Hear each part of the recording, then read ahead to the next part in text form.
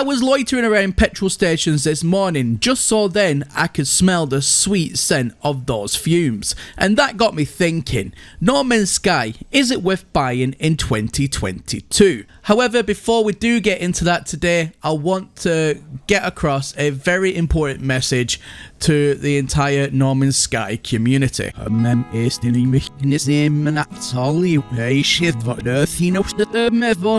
lot of people knew her as Sonya. She was an absolute devoted No Man's Sky player that shared her love and passion through live streams and being part of the greater No Man's Sky community. So as a sign of respect, on the 2nd of December at 8 PM GMT, we are going to be holding a vigil service where anybody is more than welcome to come and pay their respects, and we're going to give her in-game character a proper send-off. And like I said, this service is open to absolutely anybody, so if you like to come along and show your respects and be part of the service, you can do so by clicking on the Discord link in the video description down below, and we'll be offering a taxi service on the day to get to the planet and the location to where the vigil and the service will be held. So whilst No Man's Sky still has its problems even in today's age,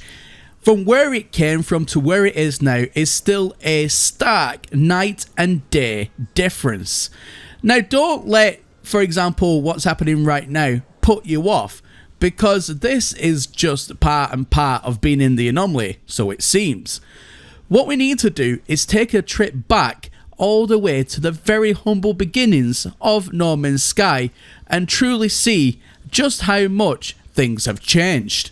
Ah yes, let this nostalgia hit you square in the balls.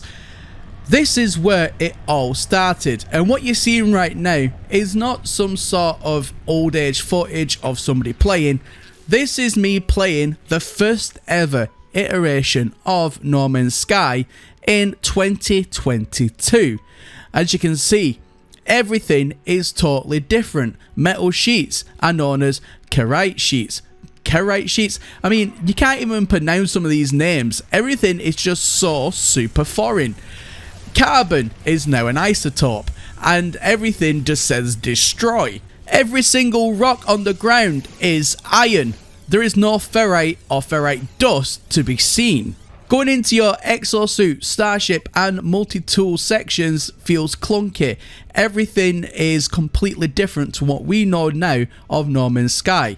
There is only, for example, units in the game. Quicksilver wasn't even a thought in Sean Murray's twinkling eyes. The only thing that has been brought through the ages of No Man's Sky, and something that I feel we can all relate to, is Sentinels. Sentinels has been with us since the very first iteration.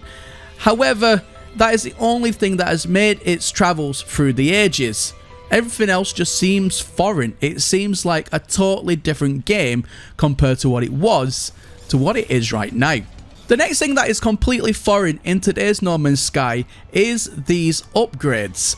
Now these upgrades come in +2 variants, +1 variants, and it just seems like such a foreign idea now, considering we have all the S-Class, A-Class and so on upgrades that we can do. Back then, it was all +1, +2, +3, and they all required totally different elements in order to actually install them. For example, plutonium. What the heck is plutonium? The crafting system as well was virtually non-existent. You had a few items that you could craft in order to fix your ship at the very beginning. Having a further look into your exosuit, your actual jetpack looks something out of a movie like 2001: A Space Odyssey. And let's not forget the very primitive controls you had over your options menus. You had options, graphics, controls, journey and discoveries, with the UI seeming lackluster at best. Again, compared to what we have right now, it just seems very, very strange and peculiar to be looking at such settings. Gathering resources as well was clunky at best. A lot of things didn't make sense. And the very one thing you needed to get off this planet was plutonium. However, trying to find little red spikes in the ground when everything was just all kind of meshed into one and the color schemes were way off was nigh on impossible. A lot of people actually quit the game before they even got their ship off the ground. But if you was one of the fine few people that stuck it out and got your starship off the ground, what was out there in the big wide expanse of space? Well, every single asteroid, no matter what you did, had exactly the same item. Thamium. Thamium 9 to be exact. There was no variation, there was no plutonium in space, there was no gold in space, and there was literally nothing else. You could, however, go to a space station. No Man's Sky space stations in 2016 is best put like this. It's an empty shell that you can do virtually nothing in apart from go to a trade terminal. Now, it's reminiscent of a time when you could go into the space station and land and you have a door on the left and on the right. That was pretty much about it. There was maybe a trade station if you was lucky, but that was it. There was nothing else at this point that you could do. And again, if you was one of the lucky few that made it and persisted with the game up to this point to the trade station, that's it.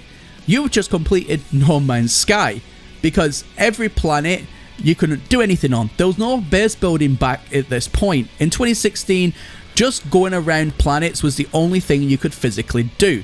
There was no building, there was no anomaly, there wasn't even really an actual mission log that you could go ahead and complete missions, because nada wasn't even a thing yet. Bringing us back to the land of 2022, and straight away you'll notice a stark difference alone in the space station. Since 2016, No Man's Sky has had major update after major update, such as Foundation being the first one, followed by Pathfinder.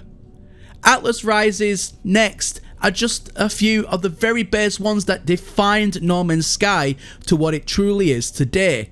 The Abyss brought amazing new features to No Man's Sky that really let us explore the world as it was meant to be explored via the seas and the oceans and everything in between. Visions and Beyond absolutely groundbreakingly changed No Man's Sky in a big way. Synthesis, Living Ships, Exomech, and Desolation all brought new elements to the game that just added to its flavour. And Next Generation absolutely changed the game, bringing the game up to the modern era of computing. And let's not forget the more recent ones as well, such as Companions, Expeditions, Prisms, Frontiers, Sentinels, Outlaws, and Endurance. The team from 2016 have done nothing but work their absolute asses off, bringing us all of these free updates, and they've given us the game that they originally promised and delivered more on top of that. So the question still stands, in 2022, is it worth buying No Man's Sky? Well, in my complete humble opinion, I would have to say hell yes. It's a masterpiece of modern computing, it's a masterpiece in modern gaming, and it's an absolute masterpiece that a small company can be such a big player in the world of gaming. Anyway guys, that is everything from me here today, and as always, my name is Professor Cynical, and I'll catch you all again in the next one. Bye for now.